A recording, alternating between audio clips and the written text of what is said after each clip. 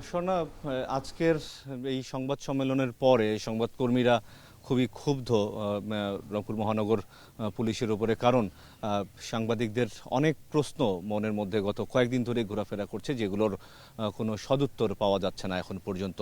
তো আজকে যখন সংবাদ সম্মেলনের ঘোষণা দেয়া হয়, তখন সংবাদকর্মীরা সবাই আশা করেছিল যে সেই প্রশ্নগুলোর কিছু হলেও উত্তর মিলবে, কিন্তু সেই উত্তর তো মেলেইনি। বরং কোনো প্রশ্নের সুযোগ না দিয়েই রংপুর মেট্রো কমিশনার আব্দুল মাবুদ তিনি সংবাদ সম্মেলন থেকে উঠে যান এবং তার আগে তিনি লিখিত বক্তব্য পড়ে শোনান, যেখানে বলা হয় যে দুই যে অভিযুক্ত তাদের ডোপ টেস্ট এবং ডিএনএ টেস্টের জন্য যে নমুনা, সেই নমুনাটি ফরেনসিকে অধিকতর তদন্তের জন্য পাঠানো হবে, সেটির প্রক্রিয়া চলমান রয়েছে।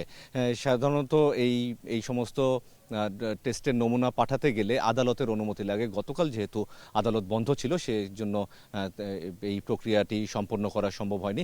আজকে প্রক্রিয়া সম্পন্ন করে পাঠানোর কথা রয়েছে, এটুকু জানা গেছে। এছাড়া আসামিরা বা অভিযুক্তরা যে জবানবন্দি আদালতে দিয়েছে, সেই জবানবন্দির সাথে সাক্ষীর জবানবন্দি মিলেছে, এটি দাবি করছে পুলিশ, এবং আদালতে যেটি বলেছে সেটি একই রকম বলে মনে হচ্ছে। তবে গতকালকেও আমি যখন এই বিষয়টি কভার করছিলাম, আমাকে পুলিশ জানিয়েছিল যে শুধুমাত্র মাদক সেবনকে ঘিরে এত বড় একটি ঘটনা, এই চারজনকে হত্যা, এটি আসলে খুব স্বাভাবিক বিষয় না। এটির পিছনে জমিজমা সংক্রান্ত বিরোধ থাকতে পারে, এরকমটি একটা ইঙ্গিত পাওয়া গিয়েছিল। এবং পুলিশের এটিও ধারণা যে এই যে নৃশংসভাবে হত্যা, এটার পিছনে হয়তো পুঞ্জীভূত কোনো ক্ষোভ থাকলেও থাকতে পারে। তো সেই বিষয়গুলো তারা তদন্ত করে যাচ্ছে।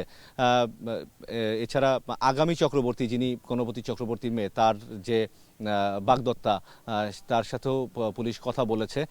তো সেখানে জানা গেছে যে শুক্রবার থেকেই আগামী চক্রবর্তীর ফোন বন্ধ পাওয়া যাচ্ছিল। সেই ছেলে বাড়ির আশেপাশে ঘোরাঘুরি করছিল। তো সেই বিষয়গুলো নিয়েও আসলে পুলিশ কাজ করছে বলে আমরা জানতে পেরেছি। তো সব মিলিয়ে এখনো অনেক প্রশ্নের উত্তর পাওয়া বাকি আছে।